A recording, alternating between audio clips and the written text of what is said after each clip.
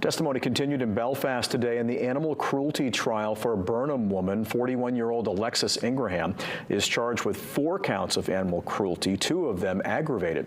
4 puppies as well as 10 cats were seized from Ingraham's home in February of 2025. Witnesses said the animals showed signs of malnutrition, parasites, and disease. The condition of a 6-month-old puppy was noted to be on death's door at the time. Examinations found multiple horses had exposed ribs and spines due to malnourishment. Testimony stated that one horse had to be euthanized due to an infection likely caused by trauma.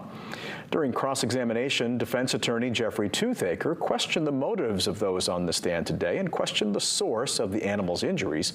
That trial is expected to wrap up tomorrow.